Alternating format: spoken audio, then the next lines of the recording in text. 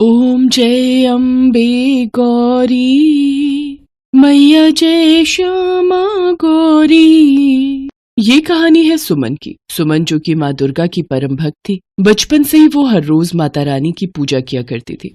सुमन के पिता घनश्याम चाट की ठेली लगाते थे। सुमन उनकी इकलौती बेटी थी। फिर एक सुबह, बड़ी सुशील बच्ची है हमारी, क्यों? सही कहा ना कमला?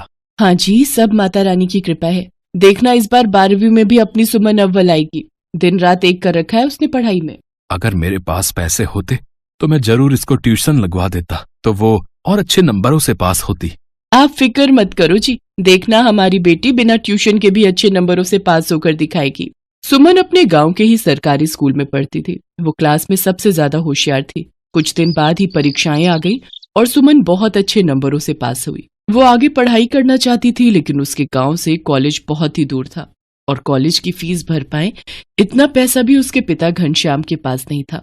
तो मजबूर होकर सुमन ने पढ़ाई वहीं रोक दी और अब वो घर के कामों में अपनी माँ का हाथ बटाने लगी। फिर एक दिन, माँ सुनो, नवरात्रि आने वाली है, आप एक काम करो, आप खाना बनाओ और मैं पूरे घर की सफाई कर देती हूँ। अरे पर तू अकेली थक जाएगी, चल मैं भी तेरे साथ लग जाऊंगी। क्या माँ, अपनी बेटी को इतना कमजोर समझा है क्या आपने? मैं सब कर लूंगी, आप बस अपनी रसोई संभालो। अच्छा अच्छा मेरी झांसी की रानी, ठीक है कर ले जो करना है, लेकिन फिर भी कुछ उठाना धरना हो तो मुझे बुला लेना।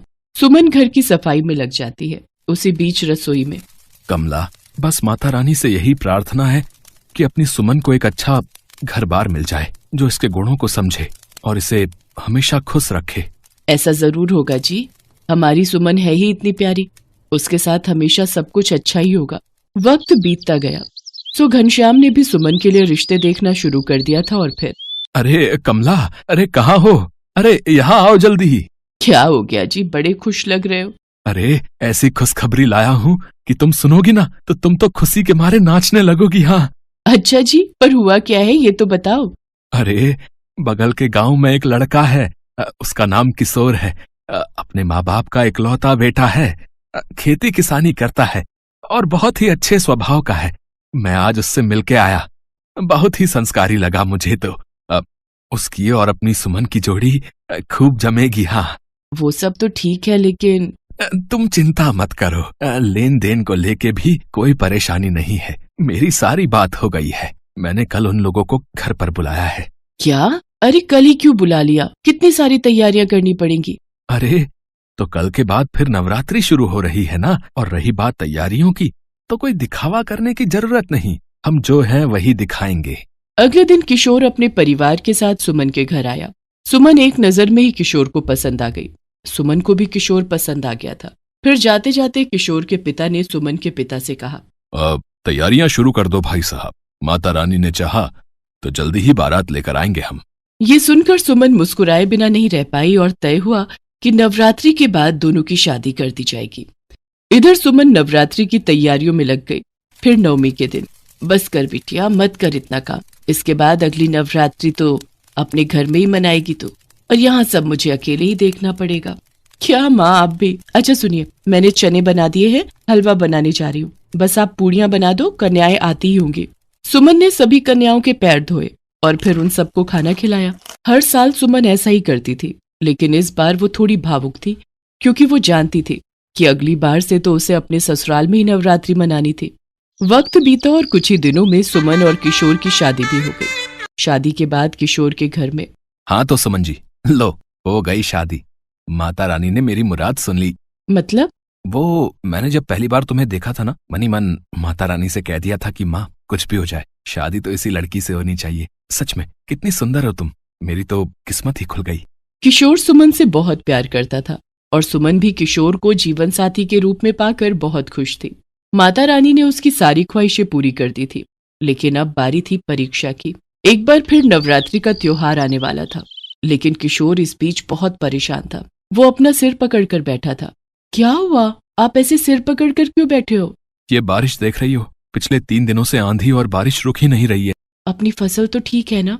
नहीं सुमन, फसल पककर तैयार खड़ी थी, मैं उसे बस काटने ही वाला था, लेकिन आंधी और बारिश की वजह से पूरी फसल खेत में ही बिछ गई। इस बार तो अपने खाने के लिए ही अनाज निकल आए तो बड़ी बात होगी। किशोर का डर सच साबित हुआ। बारिश ने उसकी पूरी फसल बर्बाद कर दी थी। खेत में ऐसा पानी भरा कि अनाज का एक दाना न निकला। सुमन को पिछली फसल से बचे अनाज से ही काम चलाना पड़ रहा था और ये देखकर सुमन को भी बहुत बुरा लग रहा था। क्या हुआ सुमन, तुम रो क्यों रही हो?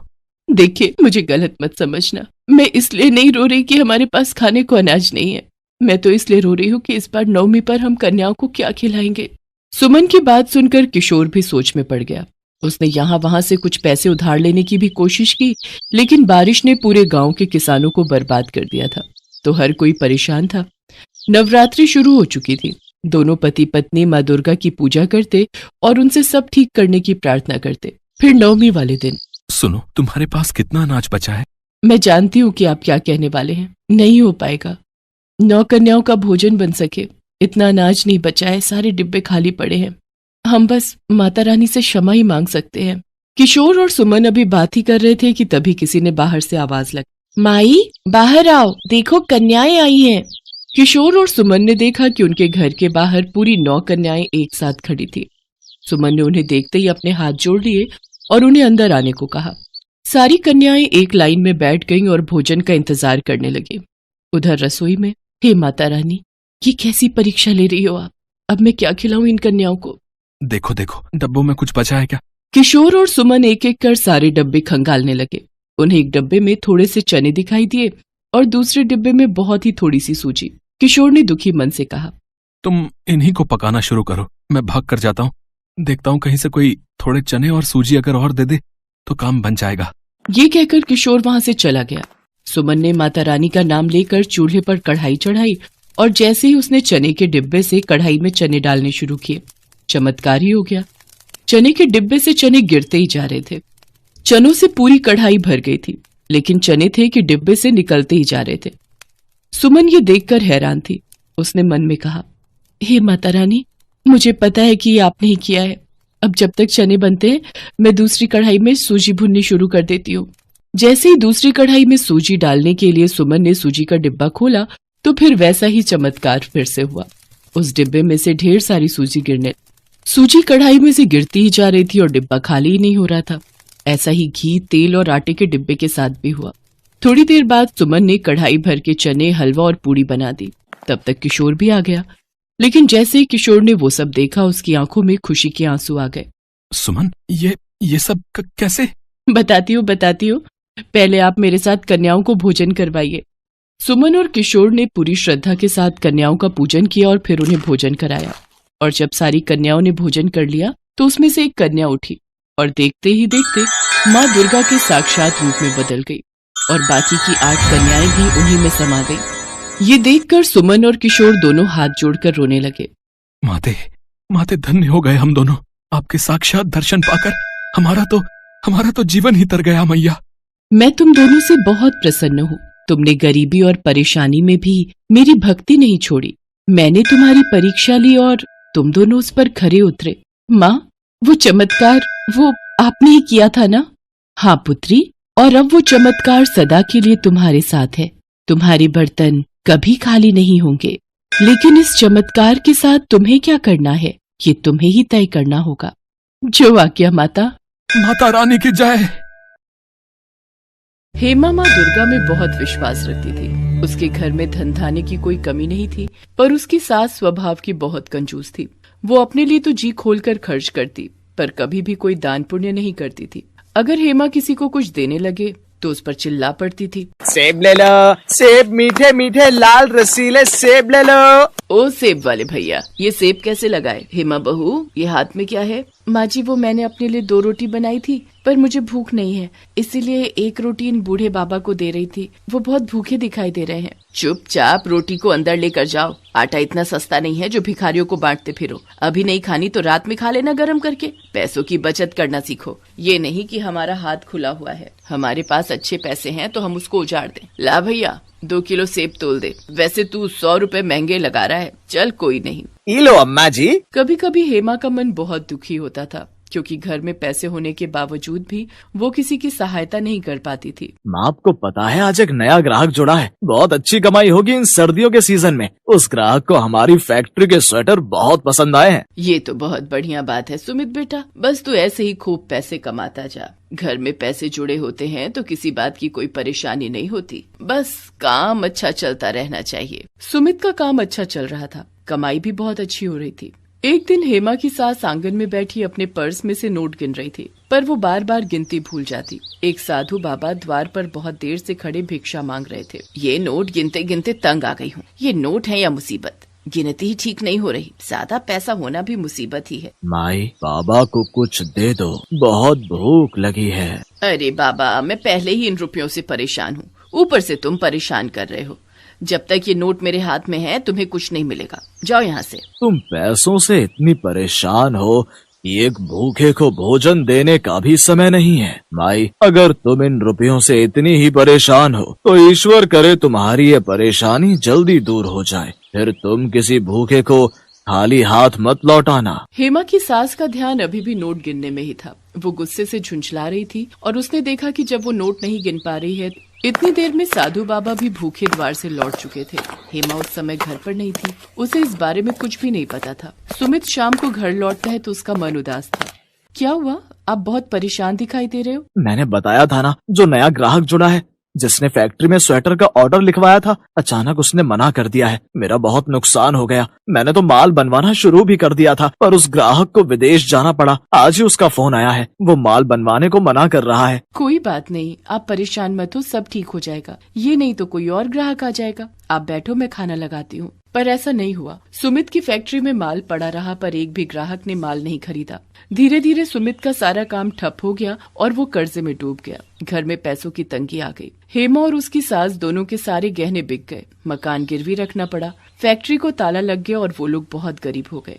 एक दिन हेमा घर के बाहर झाड़ू लगा रही थी, तभी वही साधु बाबा फिर से आए। क्या हुआ, आज भी मैं यहाँ से भूखा जाऊंगा? हेमा की सास देखती है ये तो वही बाबा हैं जो कुछ दिन पहले उसके घर से भूखे गए थे। हेमा की सास की आंखों में आंसू आ जाते हैं। नहीं बाबा, ऐसी बात नहीं है। पहले मेरे घर में रुपया पैसा सब कुछ था, मैं तब भी आपको भूखे पेट भेज रही थी। आज मेरे घर में अन्न का दाना नहीं है, इसलिए मैं आज भी आपको द्वार से भूखा भेजने पर मजबूर हूँ। मुझे माफ करना बाबा, अब हम पहले जैसे धनवान नहीं रहे, हम बहुत गरीब हो गए हैं। रुकिए बाबा, ये रोटी और चटनी आप खा लो। बेटी, तुमने मुझे अपने हिस्से का भोजन दे दिया और तुम भूखी रहोगी? बाबा, मैं भूखी कहाँ हूँ, मैंने माँ दुर्गा का नाम लेकर उनके प्रसाद की मिश्री खा ली, मेरा तो उसी से पेट भर गया। जीती रहो बेटी, तुम माँ दुर्गा की सच्ची भक्त हो। घर में ये परेशानियाँ इसीलिए आई हैं क्योंकि तुम्हारे घर से कभी भी किसी गरीब और बेसहारा को दान पुण्य नहीं हुआ था।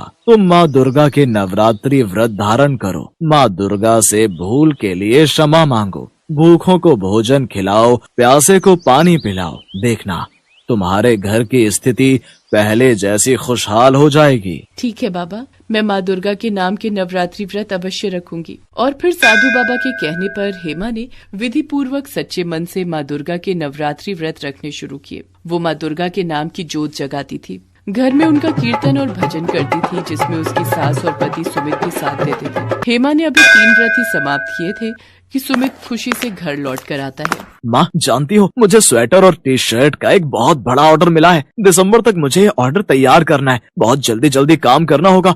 कस्टमर ने मुझे माल बनाने के एडवांस में रुपए भी दे दिए हैं। तू सच कह रहा है बेटा? हेमा बहू, ये सब तेरे द्वारा रखे गए माँ दुर्गा के नाम के नवरात्रि व्रत और पूजा का ही प्रभाव है, जो आज सुमित को इतना बड़ा ऑर्डर मिला है। जय माँ दुर्गा। और माँ दुर्गा के आशीर्वाद से हेमा के परिवार की खुशियाँ फिर से लौट आती हैं। सुमित का काम फिर से ठीक हो जाता है। अब हेमा की सास भी दान पुण्य करने के लिए मना नहीं करती थी, बल्कि खुद अपने हाथों से गरीबों को दान देती थी। हेमा के परिवार की आर्थिक स्थिति अब बहुत अच्छी हो गई थी, इसलिए वो नियम अनुसार नवरात्रि पर्व आने पर रामनवमी के दिन दुर्गा मंदिर में भंडारा करवाने लगी। कुछ समय बाद माँ दुर्गा की कृपा से हेमा के घर 2 बच्चों का जन्म हुआ। बेटा बेटी के जन्म के बाद माँ दुर्गा के आशीर्वाद से हेमा के जीवन में संपूर्ण खुशियाँ आ गई थी।